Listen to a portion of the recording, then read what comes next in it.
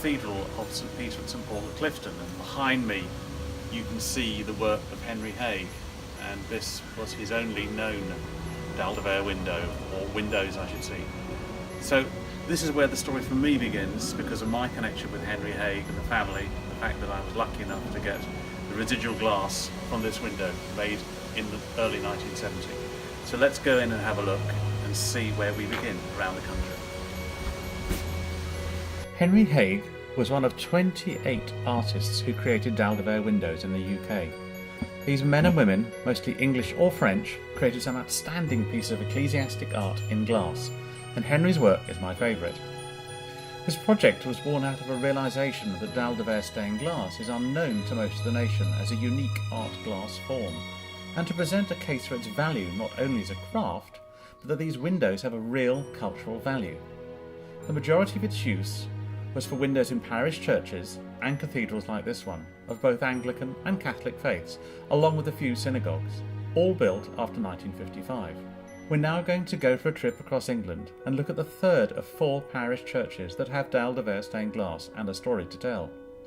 So we'll begin by travelling from this amazing space in Bristol to Surrey and the town of Thames Ditton. Let's go and meet Father Rob Edstale and 2 of the parishioners, Joe Wales and Chris Mapleton, in Our Lady of Lourdes to discover the story here. This church, it has strange origins. It was built by a slightly freelancing priest without permission, really, almost. Right. And then actually, it's almost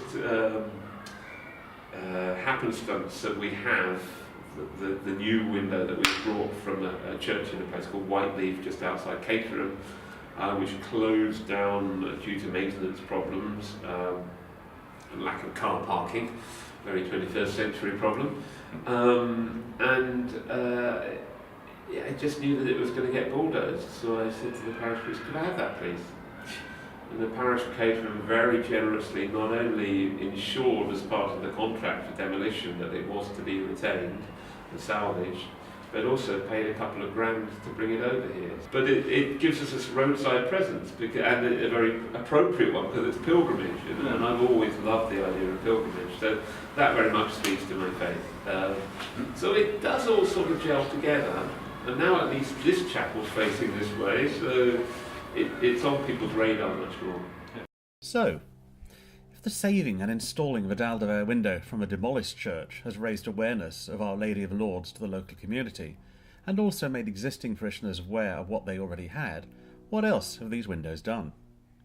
Parishioner Joe Wales tells us how she was inveigled, due to her own talents as an embroiderer, into spearheading the creation of something new for the church that was inspired by one of the original Dalle de Verre windows. It was something that was discussed with a group of ladies of a similar age to myself who said, Joe, there's nothing really for the walking wounded to do in this parish. And we worked with Father Rob to try and get a design that would be in keeping for, if you like, a religious piece of work, but that could be a community piece of work as well. Okay, so is it possible that then there is a connection that's now growing because of not only the work that you're doing, but the additional windows as well, in that was not exactly lost, but almost unnoticed before? I think you're right. It wasn't. It was unnoticed.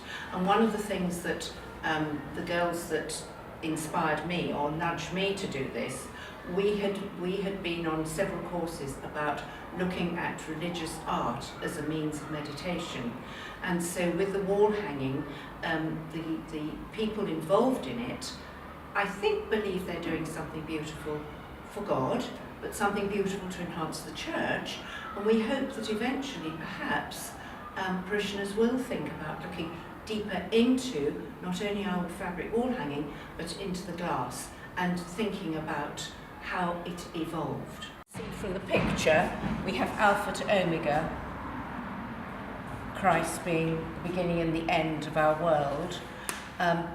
Certainly the Holy Spirit is already completed, but we haven't put it on yet because we have to move this almost weekly in order to get it in a space this big to sew.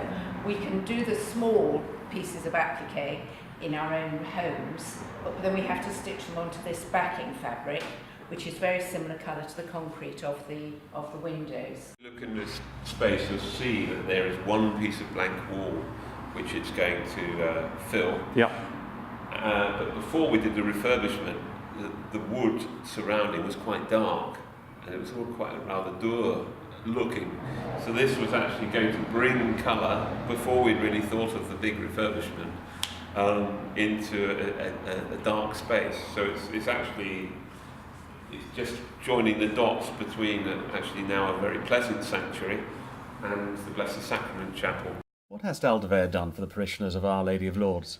Firstly, the addition of the new window, valued at £181,000, has given them a face to the road, which they believe makes the church more inviting to the world at large and may encourage passers-by to come in and discover their church.